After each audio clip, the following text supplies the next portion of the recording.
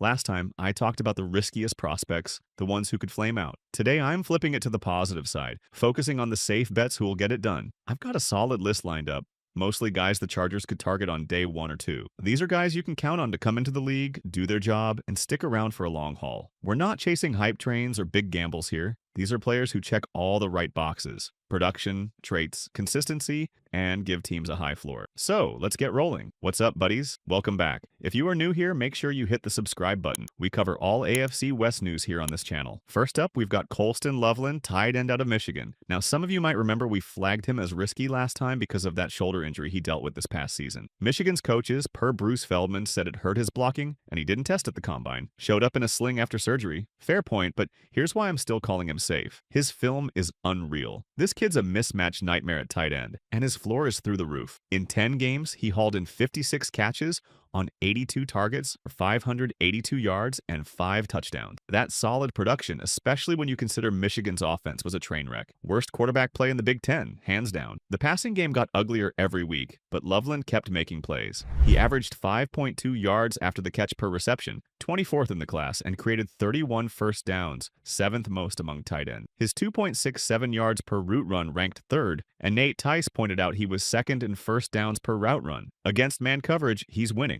Against zone, he's finding the soft spots. This guy's quarterback friendly, and he's got that knack for turning nothing into something, like Ladd McConkey does. What's he like as a player? Picture Dalton Kincaid, Utah's stud who's killing it with the Bills, but bigger. Loveland's 2 inches taller, 25 pounds heavier, built for the NFL. About 20% of his routes the last 2 years were out wide as an X receiver, and he's beating outside corners, creating mismatches. I've graded tight ends like Brock Bowers and Kyle Pitts sky high in the past, and if Loveland had full testing data, he'd be right there with them, maybe a tick behind, but not far off. He separates at any point in a route, turns and runs after the catch, comes back to the ball. Everything you want in a pass catcher. If he'd tested, I'd bet he's an above-average athlete. Not elite, but close enough. Blocking's the hang-up for some fans, and yeah, the shoulder didn't help, but he's not a zero there. At 19 years old, Jim Harbaugh threw him into 23 run-blocking snaps against Alabama, and they won that game partly because he held his own. He's not Will Dissly pancaking dudes, but he can set the edge, handle combo blocks, and wall off defenders. You're drafting him to catch passes, not be your lead blocker. Pair him with a guy like Dissly, and he's fine. Unless he lands in a terrible situation or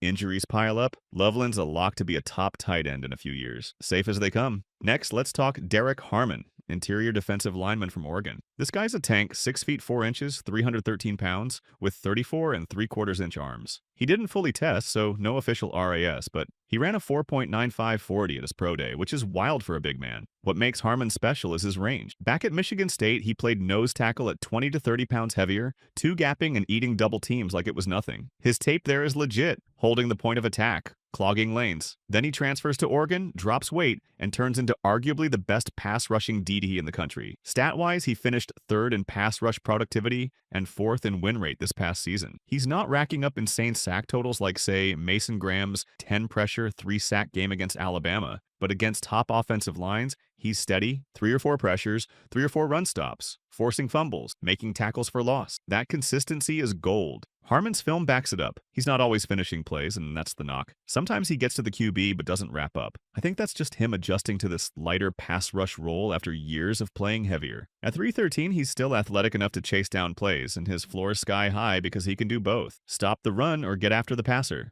Emmanuel Sanders from Bootleg Football was at Oregon's pro day and raved about Harmon's leadership. Walked in as a transfer and became the guy on a defense loaded with talent like Jamari Caldwell and Jordan Birch. For a team like the Chargers, who lost Poona Ford in free agency and need a bruising interior presence, Harmon at pick 22 makes sense. Defensive tackle's tough to transition to in the NFL. Takes most guys a year or two. But Harmon's odds of busting are tiny. He's not an instant star, but he's a safe, long-term starter. Now let's flip to the offensive line with Tate Ratledge, interior O-lineman from Georgia. This dude's a fan favorite across every fan base, and it's easy to see why. 3-year starter at Georgia, and he tested like an absolute freak at the combine. #1 RAS among guards, and he'd be the top center too if he played there. Great size, great frame, everything you want physically. His numbers are ridiculous. 99.1 pass blocking efficiency across his career, with his worst year at 98.7. That's elite protection. Run blocking, his grades climbed every year. 63.2 as a freshman, 71.9, then 74.7 this past season. He's been Georgia's backup center all 3 years too, so he's got versatility. On tape, Ratledge is the best run-blocking guard in this class, better than Tyler Booker in my opinion. He's got the power to move guys in gap schemes and the athleticism to hit landmarks in zone. He pulls, reaches second-level defenders, and creates lanes nobody else in this class can. As a pass protector, he's got quick feet, strong hands, and anchors like a brick wall. If he's off his timing, a speed rusher like Walter Nolan can get him early, but he recovers fast, almost always resets and saves the play.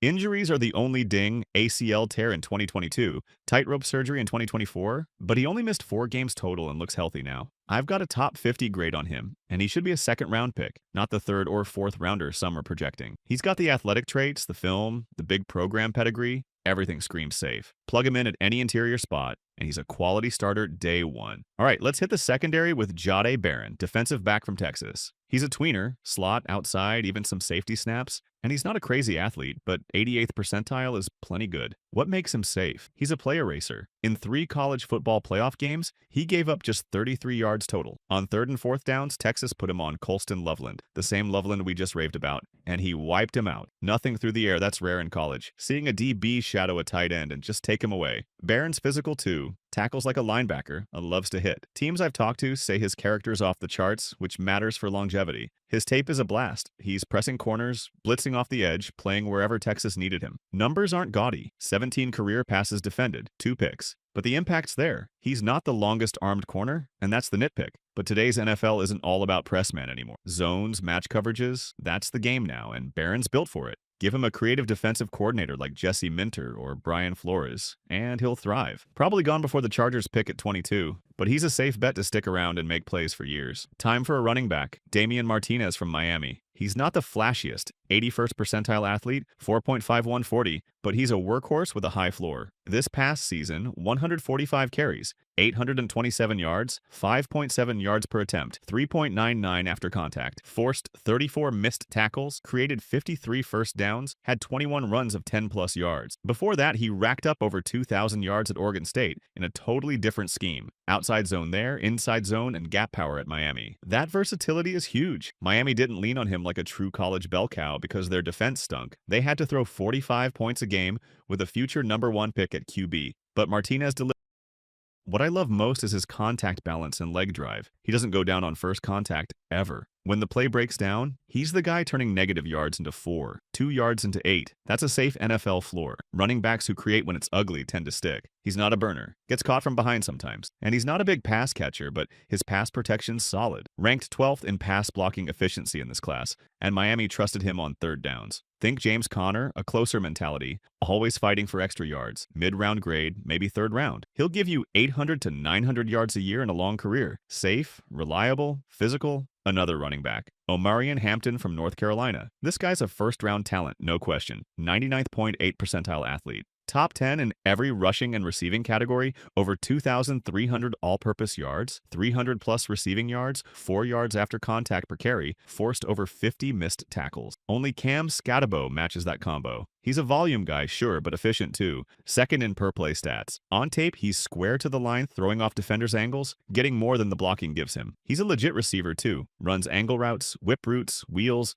turns upfield fast after the catch. Some say he's better in zone than gap schemes, but I've seen him dominate up the middle too. Big plays don't just come outside. Reminds me of Todd Gurley at his peak. Size, explosiveness, vision, never stops his feet. Joe Mixon comps float around, but I don't see it. Mixon's a straight line guy, no vision. Hampton's a creator. Chargers at 22? I'd take him. He's safe with a huge ceiling. First-round locks don't get much surer than this. And finally, the secondary, Azareye'h Thomas cornerback from Florida State. Over 6 feet, loves to tackle. My kind of player. RAS is 8.17, ran a 4.58 at his pro day. Not elite, but good enough. His numbers pop, allowed just 8.3 yards per reception this past season. Insane for an outside corner, and a 50.2 passer rating against him. 8 run stops, tied for 12th in the class, and 24 tackles against the run, 3rd most. He's a multi-year contributor, but this past year as a full-time starter, he took off after Jaron Jones and Renardo Green moved on. Thomas presses well, plays zone with sharp instincts, and comes up big in the run game. He's a little stiff in the hips, sure, but compared to other day 2 corners, Benjamin Morrison's hip injuries, Savion Rell's ACL, Maxwell Hairston's shaky film, Thomas is a safe bet. He's not an elite prospect, but he could be a top 12 corner in the league someday. 2nd-round value, and I'd feel good about him starting early. No receivers made this list, the class is shaky there. But if I had to pick one, Emeka Egbuka from Ohio State's the safest. Great film, elite blocking, 9.72 RAS, ran a 4.48. His per-play stats dipped this year, but he's got Lad McConkey vibes. Smart, tough, reliable. Could play Z, and Jim Harbaugh would drool over his run-blocking tape. Almost put him on here, but the defensive guys and backs felt stronger. What do you think? Who'd I miss? Drop your safe picks below and let's talk the ball.